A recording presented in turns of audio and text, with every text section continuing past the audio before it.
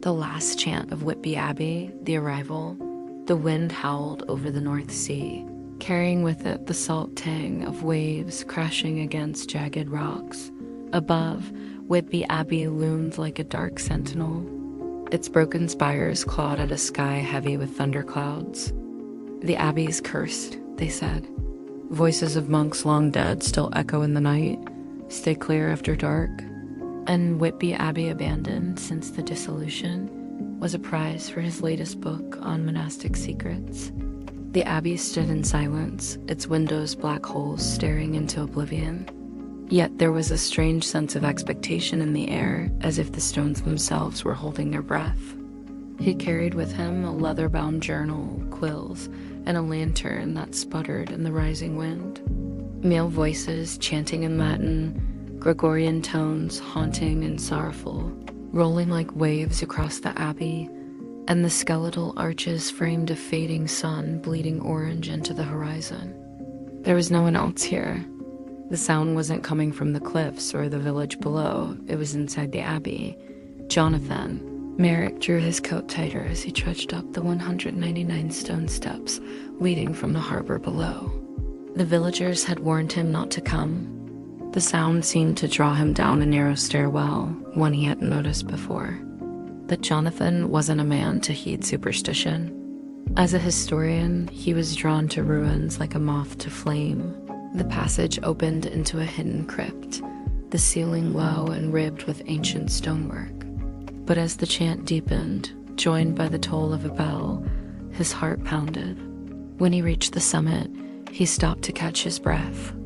At the center lay a stone sarcophagus, its lid cracked and worn with centuries. On its surface, the carving of a monk, hands folded in prayer, face serene. The whispering choir Jonathan set up camp inside what had once been the nave. There were perhaps a dozen of them, cowled monks in tattered habits, faces obscured. Their chanting had stopped. Now they stood silent, motionless, staring at him with unseen eyes. His lantern cast long, quivering shadows across the ruined walls. As he began sketching the broken altar, he heard it, faint singing. It was almost imperceptible at first, like a breeze through hollow reeds. But as he strained to listen, it grew clearer. He saw the abbot, a gaunt man with hollow eyes, standing before the assembled brethren. Behind him, soldiers of Henry VIII waited with cold steel. Salve Regina, Mater Misericordiae. Jonathan froze. His rational mind raced for an explanation.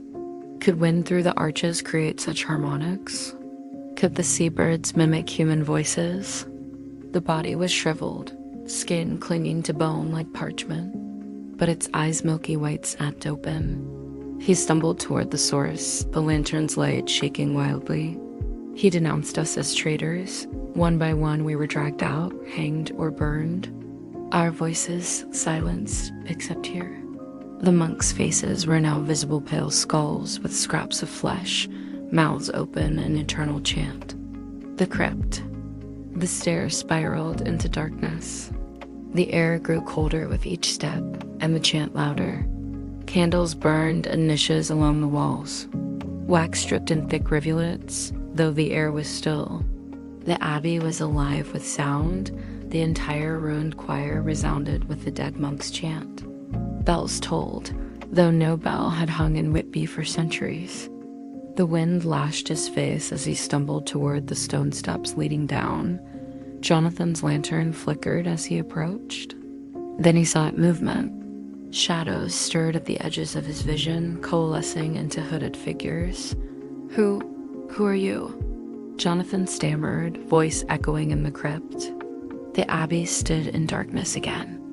He pulled it out and saw, to his horror, that every page was now filled with scrawled Latin prayers written in an unsteady hand. His hand. No light, no figures, only ruins. His eyes were wide open, mouth frozen in a scream. The monk nearest to him raised an emaciated hand and pointed at the sarcophagus. The abbot's sin. The air thickened like congealing blood. A voice not spoken but pressed into Jonathan's mind rumbled from the crypt. He betrayed us. Jonathan staggered back. Who? What do you mean? The chanting resumed, louder now, filling the crypt until it vibrated in his chest. A vision seized him. He saw the abbey as it had been centuries ago, alive with torchlight and chanting monks. To save his own skin, he opened the gates, the voice whispered. Jonathan gasped as the vision faded. He lies above. Open his tomb. Face what he became. The tomb opens, the lid of the sarcophagus shifted, stone grinding against stone. Dust billowed as Jonathan stepped back. With a deafening crash, the lid slid aside. Inside was not the peaceful remains of an abbot. The abbot's corpse sat up with an inhuman creak. It turned to Jonathan, lips peeling back into a rictus grin. Another seeker of secrets, it rasped. You'll join them soon? The cowled monks began to advance, their chanting a crescendo that rattled the crypt. Jonathan fled, lantern forgotten, sprinting up the stairs as skeletal hands clawed at his coat. The flight he burst into the open air. But as he reached the edge of the cliff, the chanting stopped. Silence. He turned. Jonathan collapsed to his knees, gasping. In his pocket, his journal felt heavy. Ora pro nobis. He dropped the journal. It tumbled over the cliff and vanished into the sea. Epilogue. Weeks later, a fisherman found Jonathan's body washed up on the shore below Whitby Abbey. And sometimes, when the wind is right, villagers swear they hear a new voice added to the Abbey's eternal chanta, voice that cries out, not in prayer, but in terror. Salve Regina,